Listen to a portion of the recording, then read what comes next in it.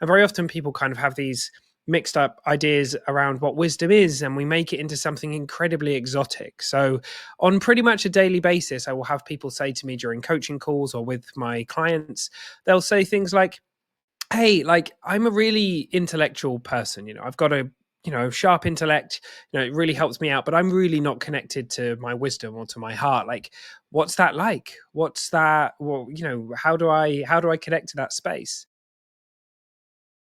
Hey, rebels. Okay, so let's talk about wisdom today. Now, any of you who've been following me in Rebel Spirituality for any length of time will know that the sponsoring thought or idea underneath everything we're up to here is that wisdom does not follow rules. And very often people kind of have these mixed up ideas around what wisdom is, and we make it into something incredibly exotic. So, on pretty much a daily basis, I will have people say to me during coaching calls or with my clients, they'll say things like, hey, like I'm a really intellectual person, I've got a sharp intellect, it really helps me out, but I'm really not connected to my wisdom or to my heart. Like, what's that like? What's that? Well, how do I connect to that space? And I'm here to tell you that it really isn't as exotic as you've made it out to be. It's much more ordinary, but ordinary in the most amazing, beautiful way, because it's in everything. Wisdom is right now, it's beating our heart.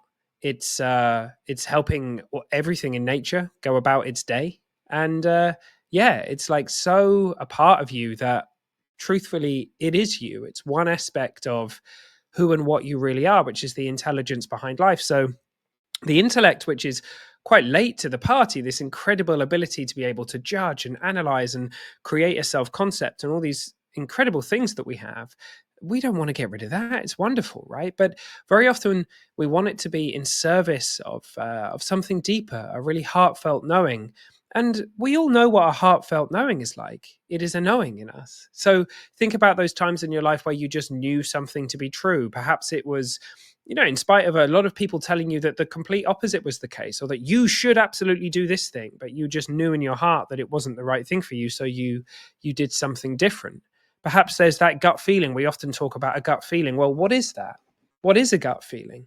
Very often it goes against everything our head and logic and reason and all this kind of stuff is seemingly telling us. Our gut is just letting us know that something is not right for us. Perhaps it was that job, or perhaps it is that job, or whatever it might be, or that relationship, or whatever. We've just got this feeling in our gut that something isn't right, or it's the instinct that keeps us safe when we don't go round that corner late at night, or all these kind of many, like, endless examples that we have of this. Or maybe it's the intuition that we have. It's just that intuitive knowing that someone is not doing well, or that they, there's something that's being hidden or something like that.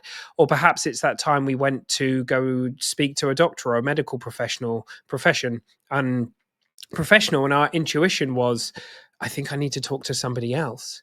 It's no more, I mean, it's magical, but that's it. Very often it's just this feeling from the unknown. You see, the intellect and classical intelligence, if you like, it seems to work in the known world. We think back over our past experiences and the knowledge that we have about how things work and that kind of stuff, and we use our judgment and analysis to come up with an idea or a way of doing something. But true wisdom, spiritual wisdom that comes in the moment, it comes from the unknown. It's just that it just strikes us. It is that gut feeling. It is that intuition. It is that knowing. And this is one of the reasons why something like a positive, negative, the pros cons list is often not actually that helpful, because the more you mine something and look for positives, you'll find them, right? You'll create them through the power of thought. You'll find more and more and more positives. And then you go to the negative side and you find more and more and more and more negatives. And you just end up with this balanced list. And it's not always that helpful, because our intuition is very often just giving us the answer that we need. It's pulling on things that are seemingly not logical, right? But it is heartfelt, and it is delivering us the goods when we need it. Now, learning to trust that more is an incredible, well, for me, it's been an incredibly freeing thing. And less now, I outsource things to logic and reasoning, and I trust more those intuitions and those gut feelings, in the knowledge that, things things don't always work out the way that we kind of wish them to, and things like that. That's how it goes. But there really is an intuitive, adaptive, fresh knowing in you that's guiding you, and it's not what you think it is. It's not the concept that you've made it into. It's not, like I said before, so exotic that it's like, who are these people that can kind of tap into their inherent wisdom, and why am I not this person? It's right there. It's right there. And if you're listening to these podcasts and videos, you're being guided to listen to these things from a deeper space than just your intellect. For many of you, you may be hearing things and you're like, I still can't quite wrap my head around this. And yet here you are listening or watching.